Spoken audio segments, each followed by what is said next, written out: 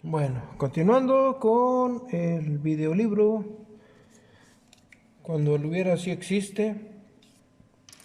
Ujú.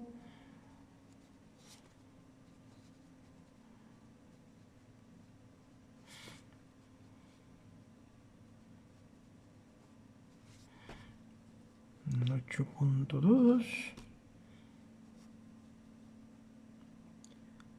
El cerebro.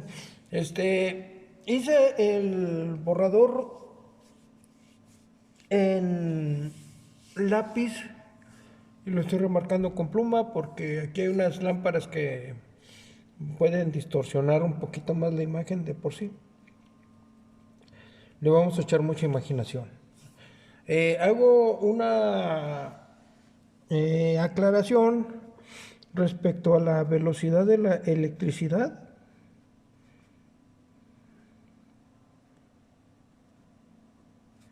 que es de 300.000 kilómetros por segundo. 300.000 kilómetros por segundo.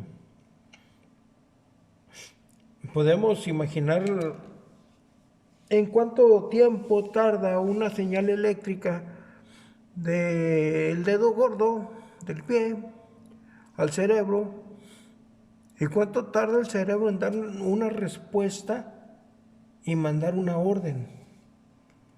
Ese es un punto. Y luego vamos a ver la velocidad del sonido. Son 343 kilómetros por segundo.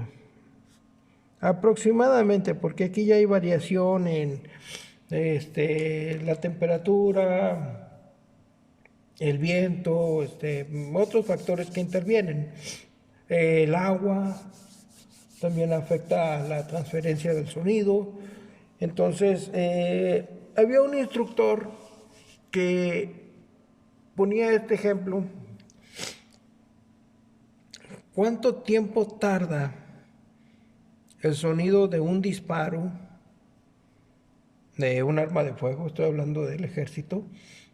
En pasar de un oído a otro. O sea, ¿cuánto tiempo tarda el oído derecho en recibir el sonido y cuánto tiempo tarda el oído izquierdo en recibir el sonido? Entonces, con la capacitación adecuada, una persona podía identificar de dónde viene el disparo, a qué distancia se encuentra la persona que disparó y el tipo de arma con la que está disparando. Entonces, nos podemos dar una idea de la capacidad del cerebro para poder responder a estas situaciones. Ahora vamos a ver la velocidad de la luz.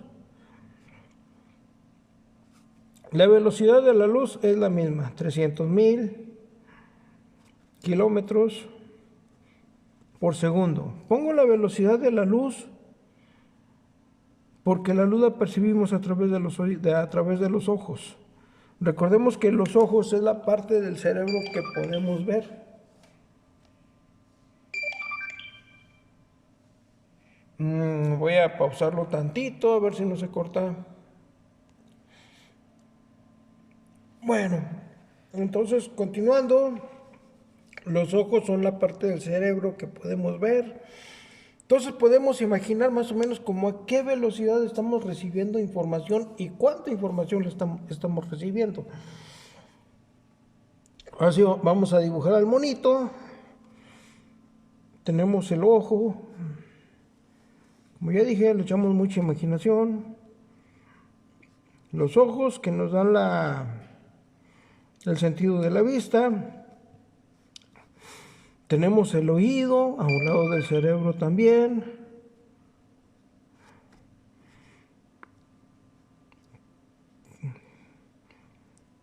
Que nos da el sentido del oído, de la capacidad de escuchar. Vamos a otra pausa. Bueno, entonces continuando, tenemos la boca.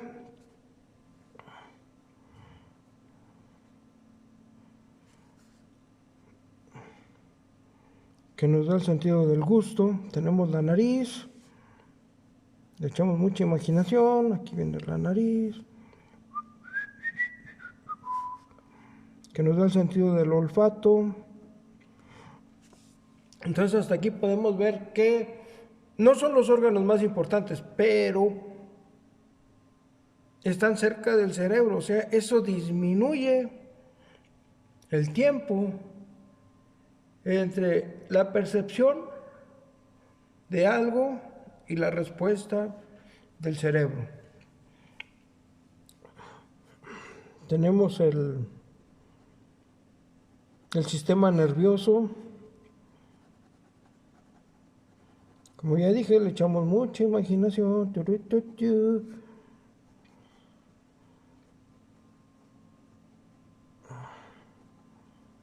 A través de la piel, a través de los músculos, viene toda la ramificación del sistema nervioso, recibiendo información del exterior, temperatura, presión, dolor, placer, mandando información al cerebro y el cerebro respondiendo a esa información. Aquí le ponemos la piel como un sentido del tacto. Entonces, pues podemos estar imaginando cuánta información recibe el cerebro de diferentes medios y qué respuestas da a cada condición. Entonces, ahora vamos a ver el cerebro. Tenemos el cerebro reptil.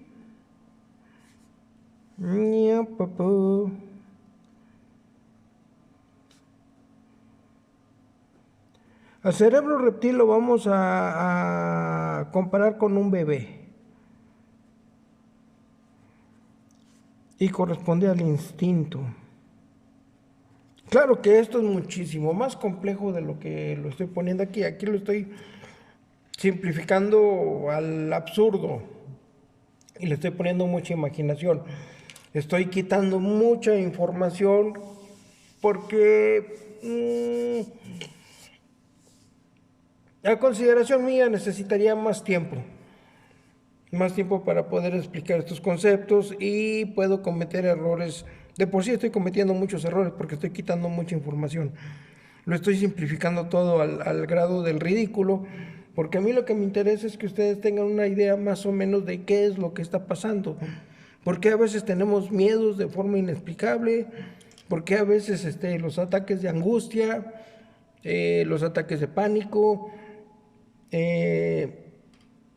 porque a veces estamos felices o estamos tristes y no tenemos algo que nos diga el por qué.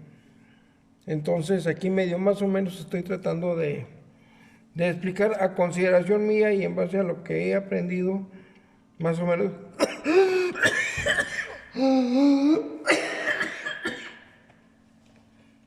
cómo funciona esto. Entonces, el cerebro reptil lo consideramos o lo comparamos con un bebé. Si quiere ir al baño, va a ir al baño. Si quiere comer, hay que darle comer. Si tiene sueño, se va a dormir. Son funciones básicas de supervivencia. Ya dije, si tiene ganas de ir al baño, pues hay que ir al baño porque no hay de otra. Si tiene hambre, hay que darle de comer. Podemos aguantar algunas situaciones, pero por muy poco tiempo. Respirar es otra de las condiciones. Podemos controlar la respiración hasta cierto punto. Modificamos la respiración de acuerdo a nuestras necesidades. Si vamos a correr, usamos un tipo de respiración. Si estamos sin hacer nada, usamos otro tipo. Si vamos a nadar, también tenemos que sincronizar la respiración. Si tenemos ataques de ansiedad o ataques de pánico, tenemos que controlar la respiración para no caer en una hiperventilación y que eso nos pueda aumentar el ataque. Eso lo vamos a ver un poquito más adelante. El cerebro mamífero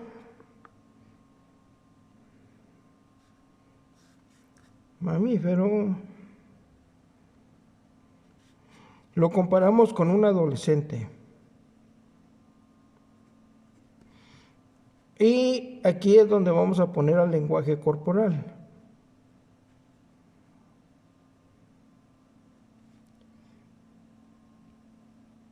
Y luego tenemos el neocórtex.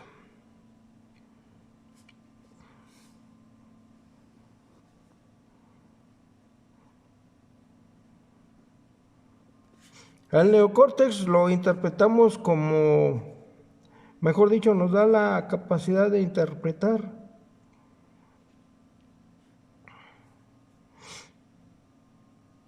lo que se escucha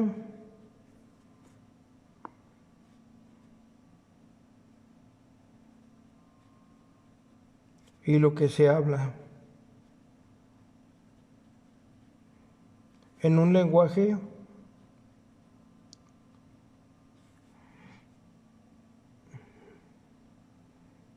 aprendido y modificado por la sociedad.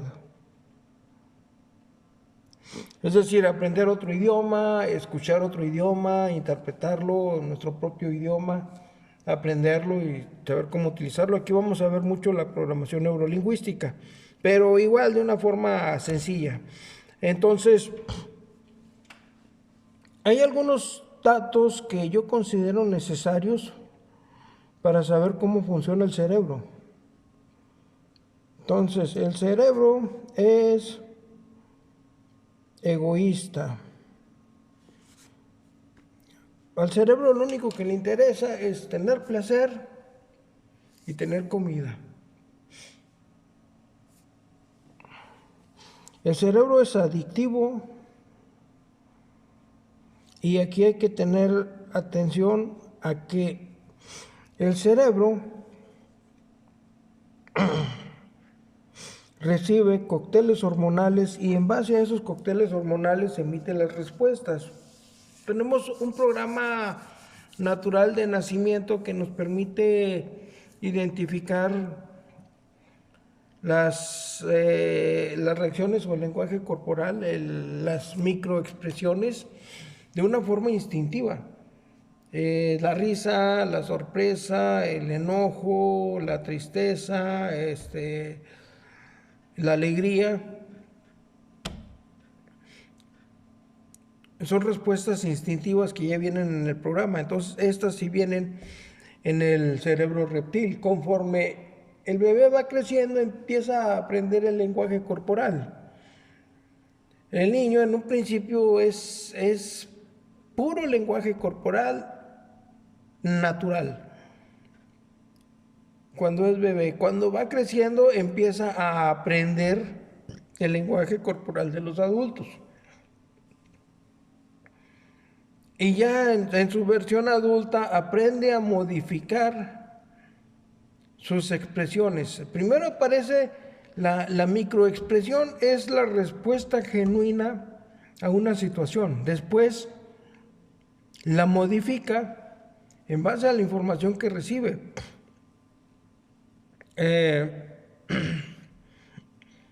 Pongo este ejemplo, cuando yo entré a bomberos, tenía una respuesta natural de miedo a diferentes situaciones. Algunas no, porque ya estaba acostumbrado a vivirlas, pero habían otras situaciones en las que sí sentía miedo. Estoy hablando específicamente de la electricidad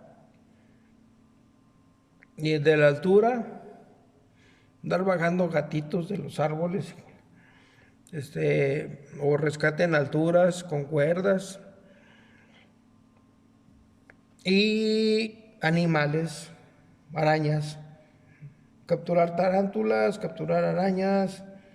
Con las víboras no, ni con los osos, ni con perros con rabia. Sí tenía las precauciones debidas, pero así que diga yo un miedo imposibilitante, no.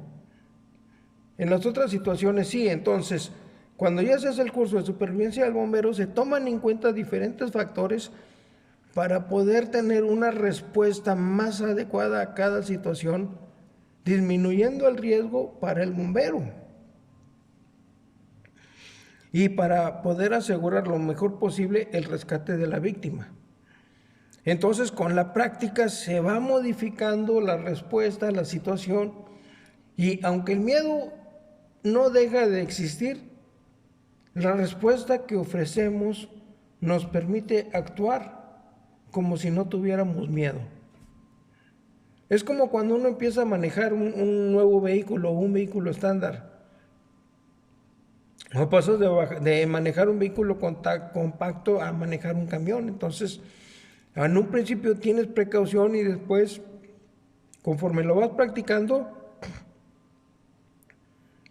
el miedo deja de imposibilitarte.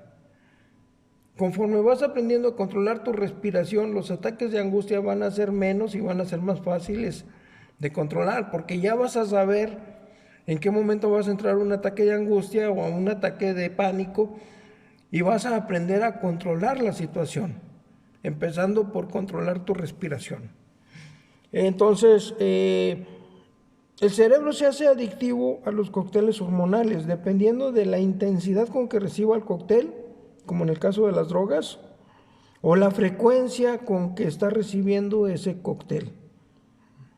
Si eres una persona pesimista, mejor dicho, eres una persona normal, si te juntas con personas que no te valoran, es muy probable que te hagas pesimista, porque no estás con personas que te valoran.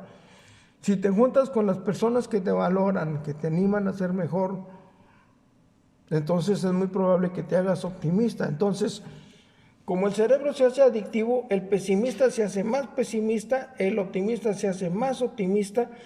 Entonces, cuando empiezas a cambiar, tienes que engañar a la mente para hacerle creer al cerebro que una situación diferente te va a hacer feliz. Vamos a ver más adelante por qué.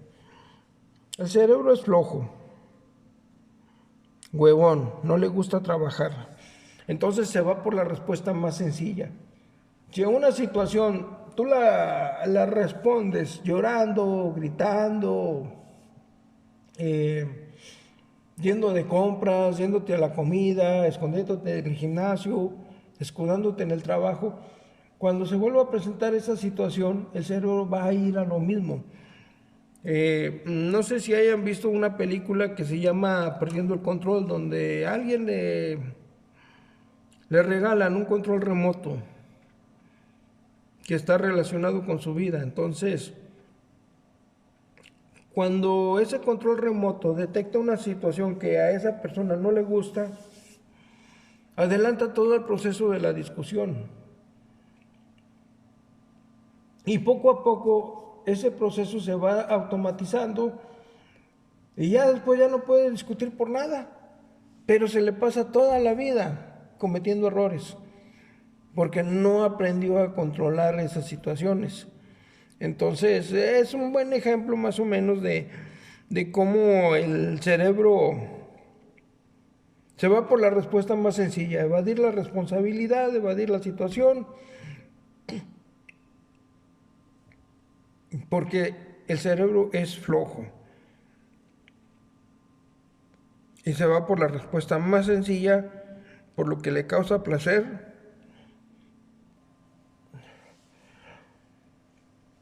Entonces, como yo de niño tuve problemas y las personas que se supone que me iban a ayudar me decían, es que te tratan así porque quieren lo mejor para ti. Entonces yo lo que hice fue, si las personas que me quieren o que me aman me van a tratar mal, entonces prefiero no querer a nadie. Y empecé a alejarme de las personas que me mostraban interés. Y me acercaba a las personas a las que les era indiferente. Entonces, ¿cómo iba a poder establecer una relación sana con alguien que no tenía interés en mí? No se puede. O mejor dicho, esa relación me iba a hacer daño. Estuve en relaciones conflictivas, yo creo que desde los 8 años hasta tal vez 1 o 2 meses.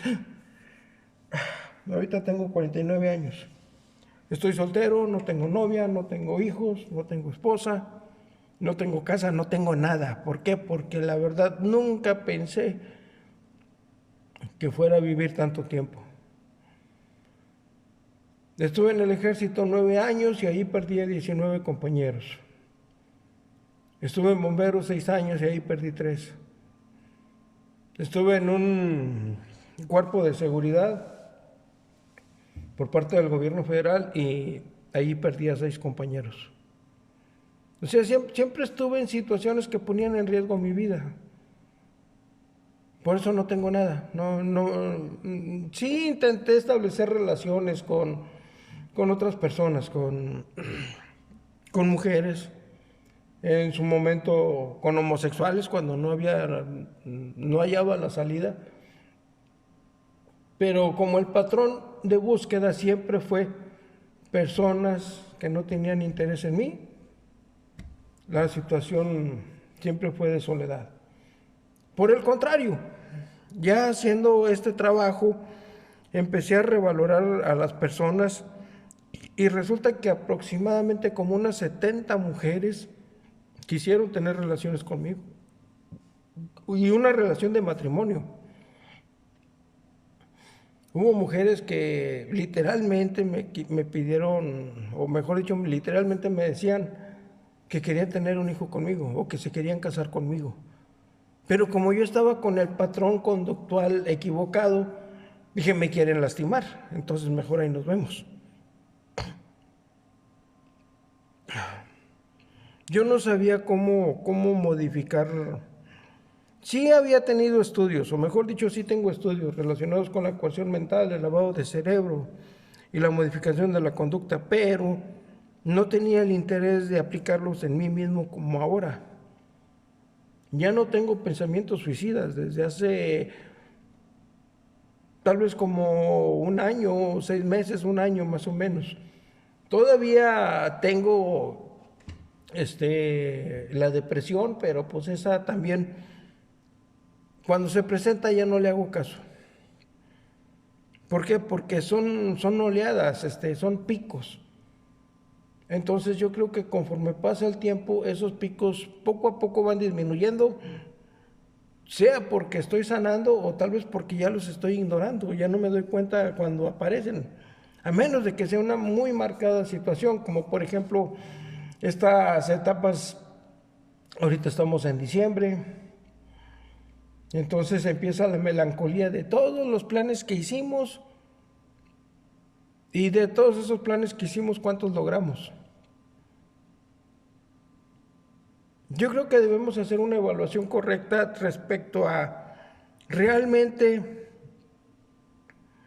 cuánto nos esforzamos en lograr un proyecto y qué otros factores intervinieron en ese proyecto. Yo pude haberme casado con cualquier persona que no hubiera querido y eso habría empeorado mi situación. Entonces, tenemos que ver también la opinión de la otra persona y respetar esa opinión. Yo empecé a manejar el concepto en mi persona de una relación forzada es un acto de violencia, aunque sea de amistad. Una amistad forzada es un acto de violencia. Entonces, querer forzar una relación, para empezar, te está haciendo daño a ti porque tu valor como persona empieza a disminuir cuando eres rechazado. Ese es un punto. El otro punto es de que por estar enfocado en una relación que no funciona, es probable que pierdas la oportunidad de estar con alguien que sí quiere estar contigo y que probablemente esa relación sí funcione. Tal vez no en la mayoría de los conceptos que para una persona es importante, pero vas a estar con alguien que sí te quiere y que quiere lo mejor para ti. Bueno, continuando. El cerebro es flojo y se va por lo más fácil y lo que le produce placer. Y aquí viene esta parte. Aprende rápido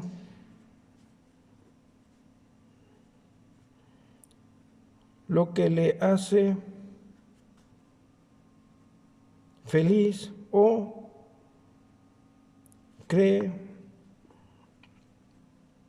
que le hará feliz.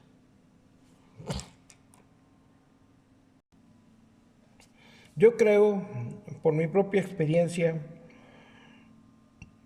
ya cuando empecé a practicar la coerción mental, el lavado de cerebro y la modificación de la conducta en mi propia persona, me di cuenta de que el cerebro aprendía rápidamente cualquier cosa que le hiciera creer que iba a ser feliz. Si voy a estar feliz con esta persona, se despierta un cóctel enorme.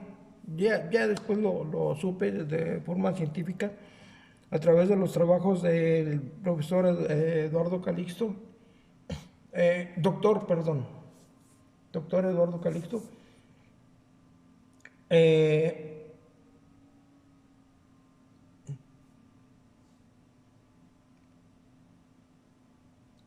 ¿Cómo se dispara cócteles hormonales que están relacionados con el pensamiento obsesivo compulsivo, con el aprendizaje acelerado, con la modificación de la conducta, con la coerción mental, lavado de cerebro, la modificación de la conducta, aprendizaje acelerado, fotolectura,